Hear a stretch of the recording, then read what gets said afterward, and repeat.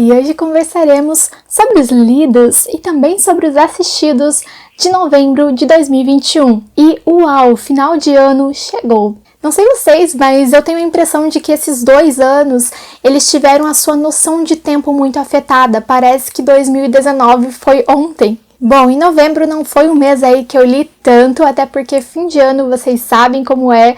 Principalmente para estudantes, é aquela loucura de final de semestre e comigo não é diferente. Geralmente, quando eu faço essas listas de lidos no mês, eu falo somente dos livros literários, digamos assim. Não falo do que eu leio para o doutorado, né? Porque eu leio muita coisa para lá também. Por isso que às vezes, infelizmente, não sobra tanto tempo para os livrinhos de literatura que eu queria ler, mas é a vida. Mas caso vocês queiram, eu posso também trazê-los aqui nessas listas que eu faço de leituras do mês, que geralmente são apenas literárias, né? Mas quem sabe eu posso trazer e contar um pouco para vocês do que se trata cada texto, para que eu estou usando ele. Quem sabe seria legal, vamos ver o que vocês acham.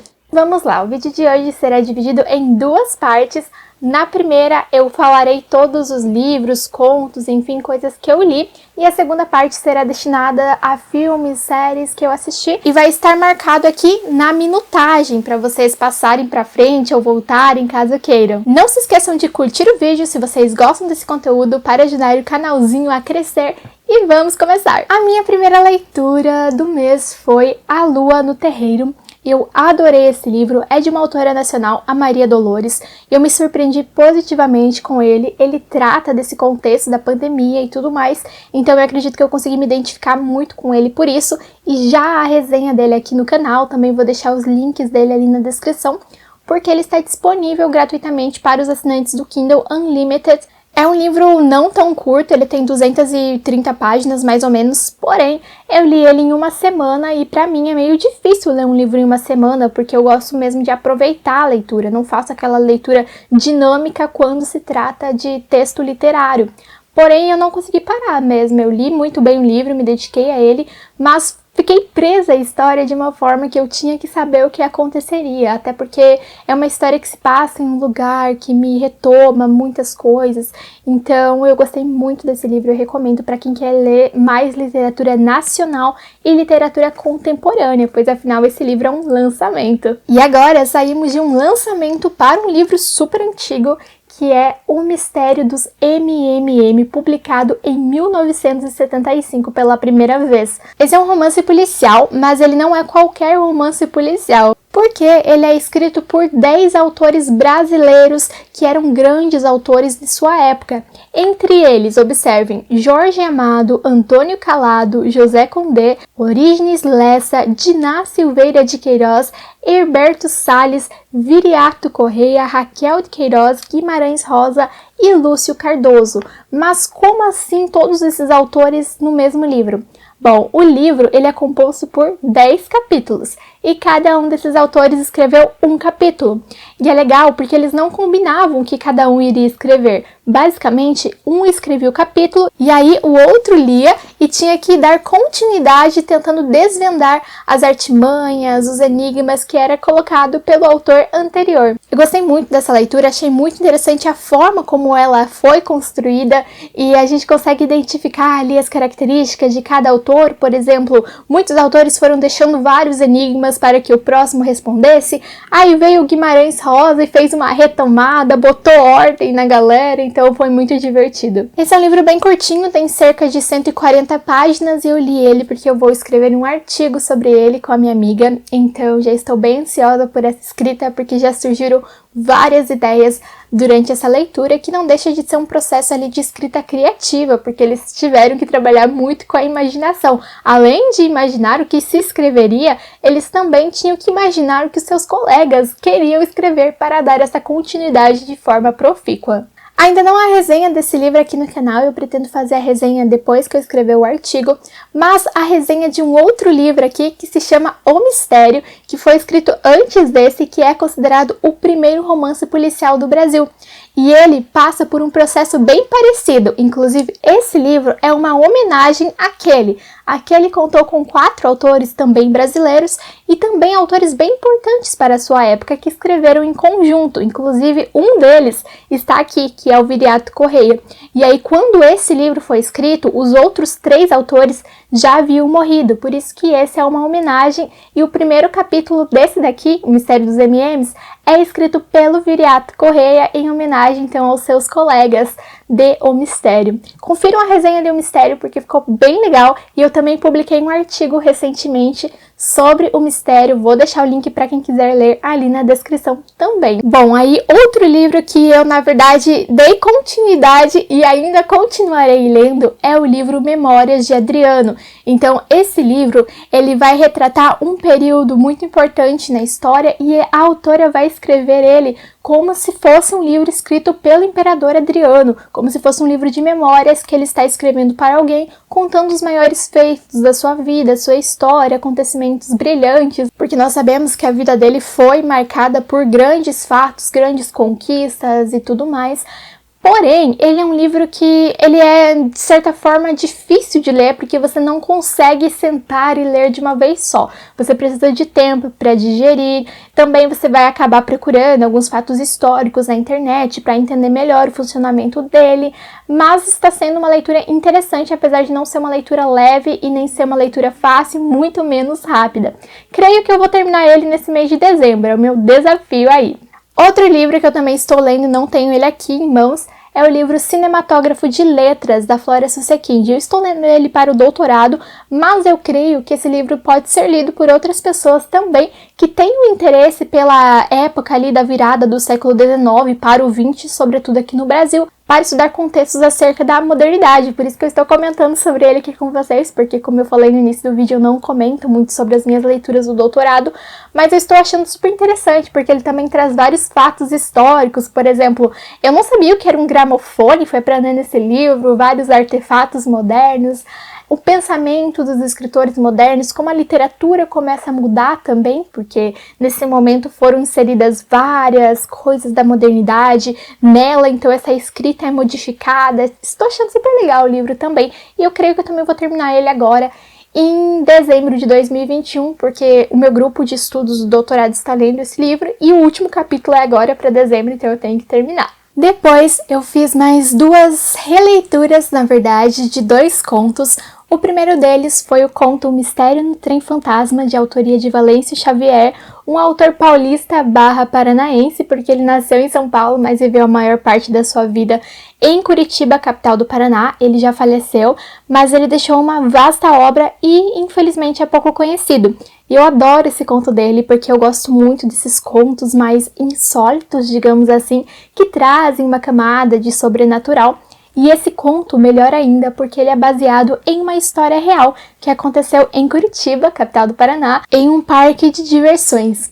Bom, basicamente, um homem vai até esse parque, passear e tudo mais, e lá ele encontra uma mulher ali no banco da praça e vai puxar uma conversa com ela, e aí eles saem andar, vão para várias atrações no parque, e uma delas é o trem fantasma, que era uma construção retangular, pequenininha, e que o passeio durava menos de 2 minutos, e durante esse passeio, essa menina desaparece, e nunca mais é vista, nem o corpo é encontrado, e essa é a história real.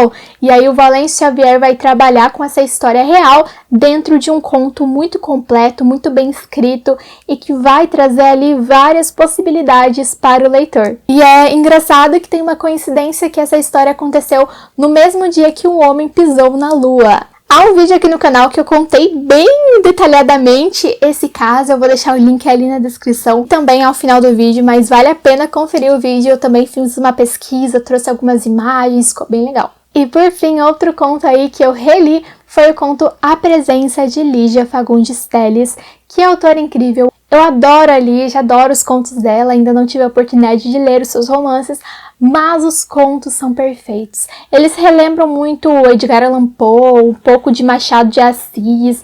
É muito bom, eu recomendo que vocês conheçam essa autora se vocês ainda não conhecem. E os contos dela são super curtos. Inclusive, esse conto A Presença, eu trouxe ele aqui para o canal como um audiobook, porque eu narrei o conto e depois que eu narrei o conto, eu fiz os meus comentários sobre ele como forma de resenha crítica. Então, ficou um vídeo bem grande, mas vale a pena conferir que está super legal também. Inclusive, se você não está com tempo para ler, ouça aquele vídeo que vai te ajudar bastante. Nesse conto, nós temos a história de um jovem que ele vai até um hotel bem retirado e nesse hotel só há hóspedes idosos. E aí ele quer muito se hospedar lá e o porteiro tenta ali de início convencê-lo de que não é uma boa ideia, porque coisas estranhas podem acontecer com ele e ele acha até engraçado, porque são apenas idosos. Só que esse conto vai se desdobrando de uma forma incrível e eu não posso falar muito, porque o conto é bem curtinho, tem 5 páginas, então vale a pena vocês lerem. E eu estou lendo ele naquela edição de Os Contos da Lígia Fagundes Telles pela Companhia das Letras, que tem todos os contos dela, e eu já fiz um book tour, que nada mais é do que um passeio pelo livro, mostrando para vocês aquela edição, porque ela é incrível, e eu vou deixar o link na descrição também. E agora vamos para os assistidos do mês. Gente, nesse mês eu assisti alguns filmes tão bons, nossa, tô muito feliz que encontrei eles. O primeiro deles é Vanilla Sky, e já me contaram que esse filme tem uma versão espanhola, que é a primeira versão, na verdade, que é muito melhor. Eu estou, assim, super curiosa para assistir, porque eu assisti a essa e eu amei, me apaixonei, eu acho que está aí na minha lista de melhores filmes vistos na vida. Ele vai trazer a temática da memória, de um amor, desses encontros que duram pouco, mas que significam muito. E é muito aquela noção também de Inception, porque tem toda a questão da memória, de você ficar preso dentro da sua própria memória. É muito legal, vejam esse filme. E aproveitem, porque está disponível na Netflix. Gente, que filme lindo, sério, eu comecei a assistir ele, assim, por acaso, abri lá Vanilla Sky, pensei que era alguma coisa bonitinha. Fiquei 3 dias depressiva depois de ter visto aquele filme, mas vale a pena, ele traz muitas reflexões e tudo mais. E eu tenho o costume de assistir a um pouco do filme toda vez que eu vou tomar café da manhã, ou almoçar, ou tomar um café da tarde, eu ligo ali 10 minutos, 15 minutos e fico vendo, sabe? Então geralmente eu termino o filme a cada 3, 4 dias. Só que esse filme eu liguei ele, tive que ir até o final, porque ele foi muito bom. Outro filme incrível, mas bem diferente, que eu assisti, que eu gostei bastante, foi o filme A Visita, um filme pra quem gosta de plot twist, porque vai ter uma reviravolta sensacional, além de que você vai ficar preso durante a história inteira. Aqui nós vamos acompanhar a história de uma adolescente e o seu irmão, uma criança, que vão visitar os seus avós no interior. Eles não conheciam esses avós pessoalmente, vai ser o primeiro encontro e tanta coisa vai acontecer lá que vocês não têm ideia. Também assisti ao filme O Culpado com o Jake Gyllenhaal. Eu gostei muito desse filme, é um filme bem curto, tem cerca de 1 hora ali e vale a pena assistir se você gosta de thriller, se você gosta de suspense. Vale a pena. Se você não gosta, eu acho que você não vai curtir nem um pouco o filme, porque ele realmente é focado no suspense. Não vai acontecer tanta coisa assim, mas o suspense vale a pena pela forma com que ele te deixa apreensivo durante toda a narrativa. E o filme acontece inteirinho dentro de uma sala. Então nós temos o Jake Gyllenhaal, que carrega o filme nas costas, ele está interpretando um detetive que foi por algum motivo rebaixado e agora fica o tempo todo atendendo ligações. E ele atende a uma ligação que vai mudar a sua vida. Depois eu assisti a 2 filmes que eu não recomendo muito, assim, mais ou menos. Na verdade, um deles mais ou menos, o outro não. O primeiro deles foi O que Acontece em Las Vegas, Fica em Las Vegas. É uma comédia romântica que eu assisti mesmo assim pra me divertir, porque há dias que você não quer ver nada que você precise pensar, sabe? Então eu gosto de assistir a esses filmes nesses dias. E eu me diverti um pouquinho, nada assim, uau, tão legal também. Mas tem uma atriz que eu gosto muito, que é a Cameron Diaz. Então foi divertidinho. Agora, outro filme que eu assisti, e a ideia do filme até que me chamou a atenção, mas quando eu assisti não se concretizou e foi bem ruim. Foi o filme O Espelho Tem Duas Faces, que também era pra ser uma comédia romântica. E eu fui assistir a ele, na verdade, porque a protagonista era uma professora de literatura. Então eu achei que iria mostrar algo de literatura e tudo mais. Mas não, foi um clichêzinho bem sem graça, nem deu pra dar risada. E aí, de séries, eu assisti Casamento às Cegas na versão Brasil. No ano passado eu assisti a dos Estados Unidos. E não sei, muita gente falou que a do Brasil foi melhor ou pior, eu achei a mesma coisa. É interessante porque você quer saber quem vai ficar com quem, mas não é aquela coisa também. É legal pra você dar umas risadas, ficar entretido ali, aquele entretenimento que você não precisa pensar, sabe? De vez em quando é bom. E também estou assistindo, comecei em novembro e provavelmente vou terminar agora, já no início de dezembro, uma série da Netflix que se chama Missa da Meia-Noite e pelo menos até o 3º episódio que eu estou, está sendo muito boa, espero que não decepcione esse final. É uma minissérie, na verdade, porque é bem curtinha e vamos ver aí o que vai acontecer, mas estou com muitas expectativas para esse final. Contem pra mim se ela vai me surpreender ou se vai me decepcionar, mas não deem spoilers, hein? E é isso, essa é a minha lista de lidos e assistidos do mês de novembro. Contem pra mim nos comentários se vocês já viram, já leram, já assistiram algo do que eu falei. Se gostaram ou não, curtam o vídeo e vejo vocês no próximo vídeo.